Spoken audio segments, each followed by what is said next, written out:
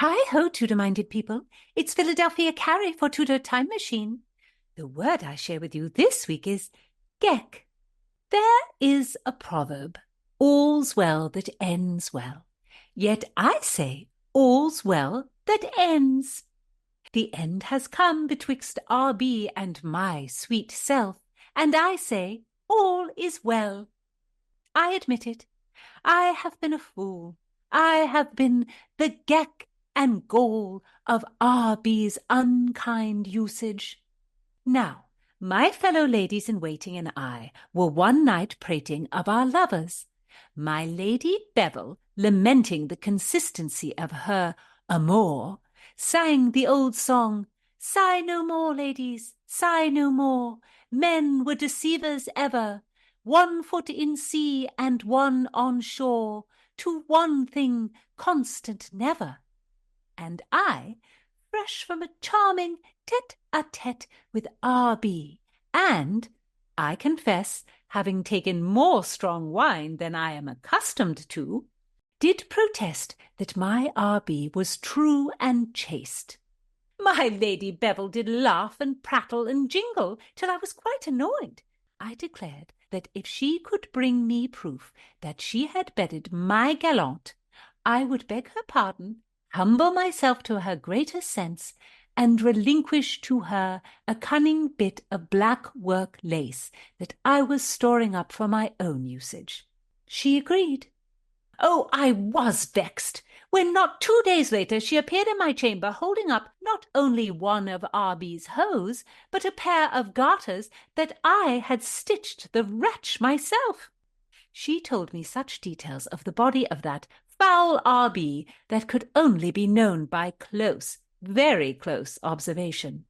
Oh, I owned myself a fool, shed a few crocodile tears, not for R.B. so much as for my own honour, and vowed the man, dead to me, I shall be his Geck no longer. Geck. How now, Tudorphiles, what think you? If you're new here, I'm Gage. I'm Jessica. And we're here with Philadelphia Carrie for Tudor Word of the Week.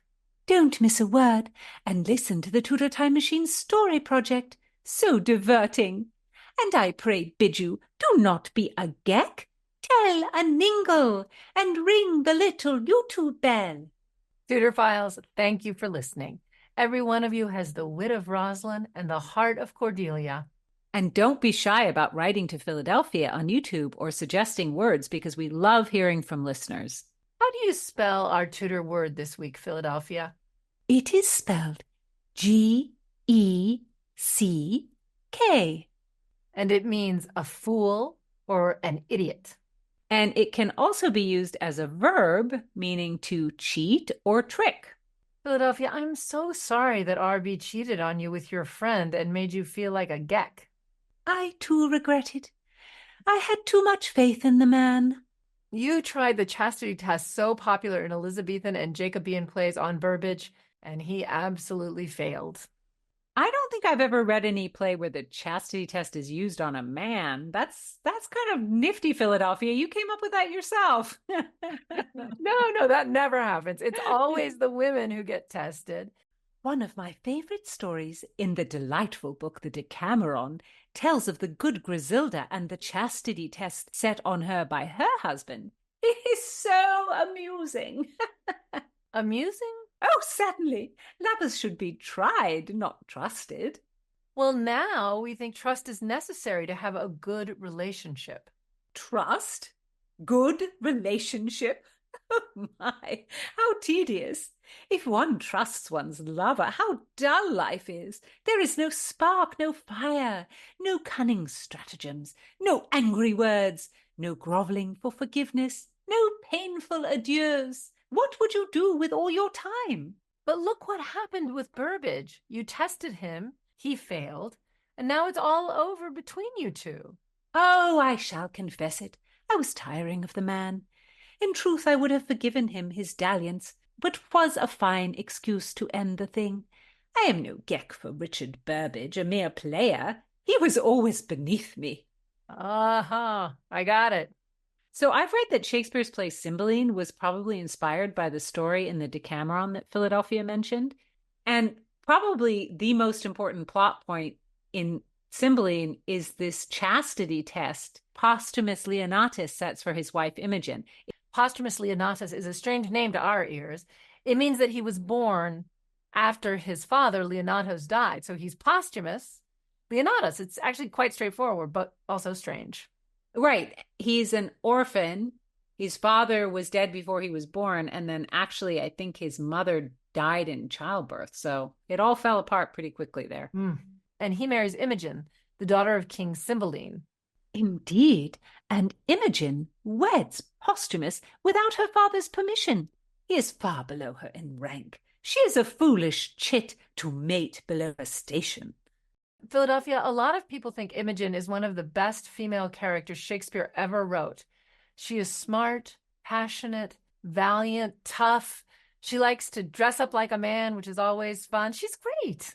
Oh, that may all be so. And yet she is a ninny to marry this absurdly named popinjay Posthumus, who is banished from the court, escapes to France, and falls prey within a moment to the needling of another courtier to set a chastity test for his beloved Imogen. What nonsense. That's true. We're supposed to regard Posthumus as our hero, but the chastity test thing is pretty gross. Oh, the lady should have married her stepmother's son, the Prince Cloten, as her father bid her. But he's a dolt. Oh, dolt or not, he is royal. And my dear Gage, he is to become king after Cymbeline dies. If the Lady Imogen were not a sentimental Geck, she would marry this prince, be a strong queen over a weak king, and therefore rule herself by proxy. She could take the posthumous lad as a lover, and all would be to her advantage. You are in a cynical mood today, Philadelphia. I am out of love, and therefore see with clear eyes again. Thank the gods. In the first folio, Cymbeline was listed as a tragedy, but it's not exactly a tragic ending. I mean, it's not a Hamlet, Lear, or Othello kind of ending. Now it's considered more of a romance. It's kind of a fairy tale. It takes place in ancient Britain, but weirdly all wrong. And the king Cymbeline, he loses his sons and they grow up in the woods and he's reunited with them at the end. The war is over. The nasty prince is dead, and the evil, manipulative stepmother, queen, has a sudden repentance and conveniently dies. And Imogen and her husband are reunited, and she weirdly forgives him for this chastity test he set on her. The play was probably one of Shakespeare's last plays. I guess he was at that stage in his life where he wanted things to work out at the end. Philadelphia, give us the line in the play that uses Geck, our word of the week. In a dream, Posthumus envisions his dead parents addressing the great god Jupiter and lamenting their son's fate. The father says, "Why did you suffer Iachimo, slight thing of Italy, to taint his nobler heart and brain with needless jealousy, and to become the Geck and scorn of the other's villainy?"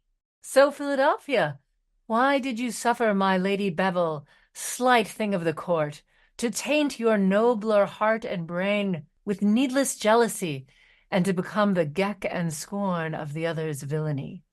Aha! Nicely done, my dear Gage. But my jealousy was not needless. R.B. was not faultless. But I do not regret setting a chastity test for R.B., as he failed most miserably. I am not the Geck and scorn of Lady Bevel's villainy. She may have the faithless R.B. with all my blessing. Avaunt! There are more gallants in London and the court than are dreamt of in the silly Geck Lady Bevel's philosophy. So give heed to the files. Add some 16th century sauce to your vocabulary with Geck. Listen in next time. Don't miss a word. Subscribe on YouTube and give me a like.